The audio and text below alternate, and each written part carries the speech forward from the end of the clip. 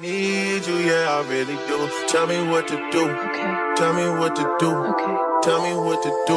All I know is hit the mall and see what damage.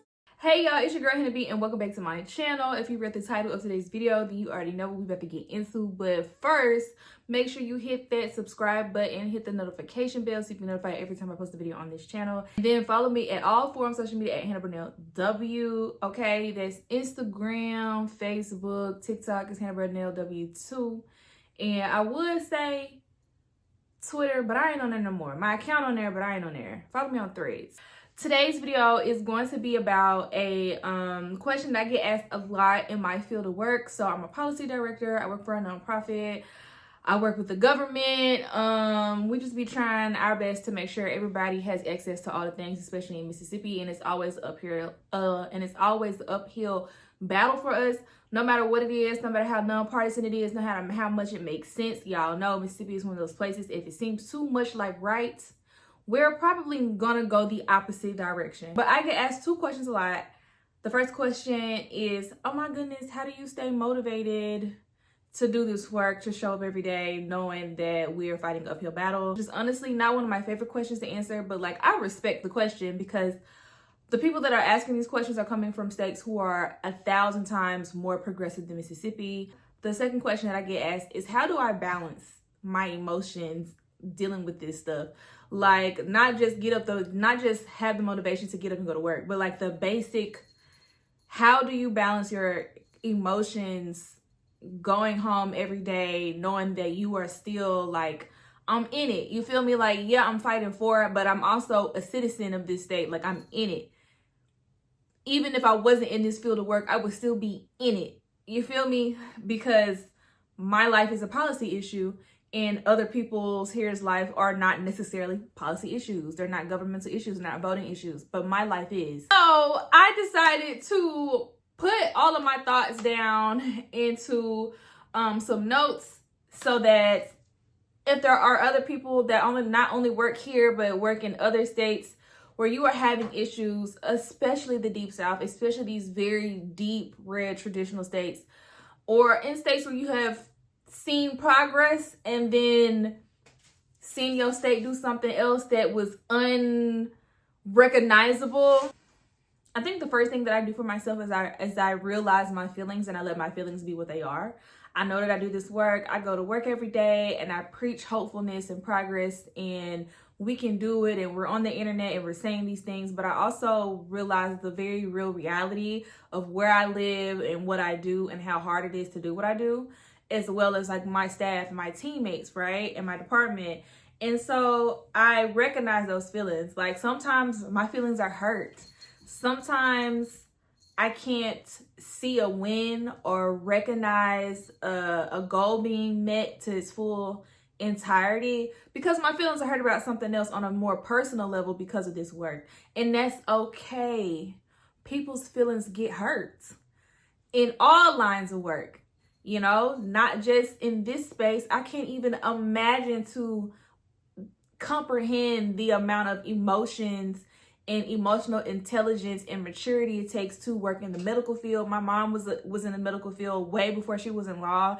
And then even being in law, like I have seen her become emotional about clients in their situations because it wasn't just petty crime cases that she was dealing with, okay? She was dealing with death row. And as a person who has to walk this journey with someone and not know what their fate is ultimately going to be in the end because of a court decision, sometimes that's hard, you know? And so I think I've learned a lot of that from just watching her and realizing that, like, you know, you kind of got to be mentally tough, but it's okay to feel the way that you feel. I think the second thing for me is that I try to leave as much of my work at the office at 5 o'clock. I don't take the work home with me if I can help it. I mean, we have after hour events and forums and things like that where it may require us to like travel over the weekend or do some work after 5. And that's cool because it's on my calendar and I'm a salaried employee. But if there's nothing for me to do, if I can avoid having a conversation about work while I'm not at work, I will. But like even with my team, I'm not sending emails after 5 o'clock unless they're scheduled that way for a reason. And sometimes you have to have hard boundaries with other people about those type of things. Like, I say it all the time, I don't want to talk about that right now. That's not what I want to talk about. There are times when I do want to talk. Like after the election, I had to get all my feelings out to my boyfriend. But other than that, I don't want to talk about it. It's also important to have a support system around you. So that's another thing, is to make sure like you have a support system. That's how I deal with things. Like, I'm so grateful. One, I do work with my best friend. Technically, she's my boss. But we support each other on and off the clock. Okay, to the point where, like, you know how people be like, oh, you got a work husband, work wife. We are each other's work wives, and we also value self-care. You have to value your you time, and you have to have a support system that understands not only what you do, how stressful it is, but can provide some emotional relief for you, no matter what that looks like. Sometimes it's as simple as Robert asking me, hey, do you want to get on a game? Do you want to get on a game today? Shit, why not? Like, give me the controller. I'll play whatever. As long as it's not Call of Duty, I'll play it. So earlier I did say, hey, sometimes it's hard for me to celebrate wins because I'm so caught up in all of the other things that did not change or reverted to a different era, right? But sometimes we have to talk about those small wins. There was a time in my career, still kind of very new to it, where I had wins in the legislature. And of course, like, my boss and the staff got me flowers, and it was a huge thing. And it was also over the course of my birthday weekend. So like, I wasn't even in town, but when I came back, I had flowers on my desk and a card that said, you know, congratulations on your legislative wins this legislative session. And I literally was like, what wins? There were still so many other things that did not change. I was really kind of stressed out about. One, because this stuff makes a difference in my job, like my actual employment.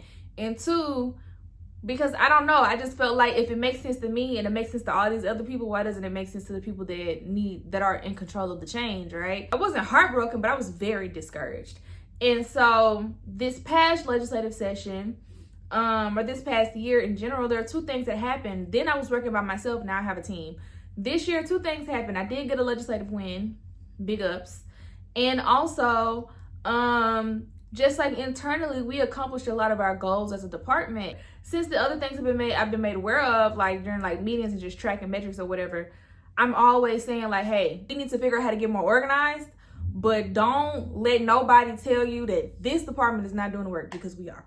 So like, big ups to my team, big ups to my dogs, right? So like, you got to celebrate those wins.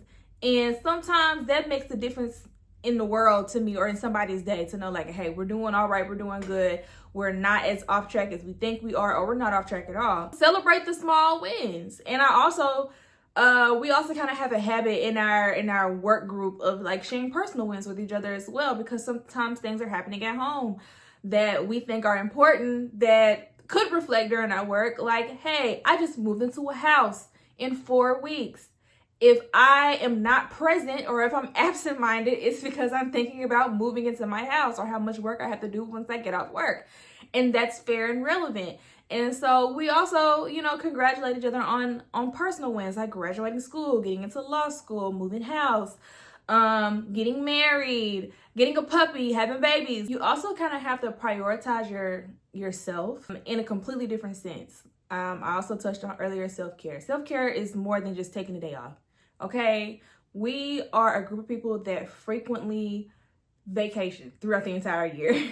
Sometimes it's necessary, even if it's just me taking off a Thursday and Friday and giving myself an extended weekend, okay? We are always constantly okay with the idea of saying, I need to take a moment to reset and refocus. I'll be back. It could also be as simple as taking the day off and having a maintenance day, where you just go get your hair and your nails and your lashes, boys get haircuts, or go buy a pair of new shoes or something, right? Because you have to put you first. I'm also a firm believer, if you look good, you feel good. And if you feel good, you work good, you play good. Ain't that what Dion said? So like, same thing. If you look good, you feel good. And also, if you feel good, you play good. And the better that the more rested we are, the better we're fed, the more that we're active in our lives. It could be like working out, could be something. We have hobbies, we do things on the side. Like, All of us have something that we consider to be personal care that also recharges us, that we either don't have to use our big organizing brains for, or big social justice brains for, but we can just kind of relax and do these things. Like, similarly, YouTube is a lot of work, but filming this video is going to be the easiest part of my day. We prioritize self-care, we prioritize taking breaks, we prioritize traveling and vacating, we prioritize maintenance. Like, we prioritize all of those things that go into making sure that our mental health is stable enough for us to do these things. And I do find myself falling into those ruts where I get kind of like depressed and sad because I haven't done something for me in a while, and I can tell. So yeah, I'm going to be posting more videos like this about what I do for work, and how work makes me feel, okay? And I hope that y'all like these, because, you know, I feel like I be rambling when I just be having videos where I be talking, but I be having notes. So I don't feel like I'm totally rambling. This is your second reminder to like, comment, and subscribe, and hit that notification bell so you can be notified every time I post a video on this channel. And also, make sure you follow me on all forms of social media at Hannahburnellw, and I will see y'all in the next video. Bye. Deep down, I think about you all day, mommy. I know I'm a pit bull, but darling, mommy.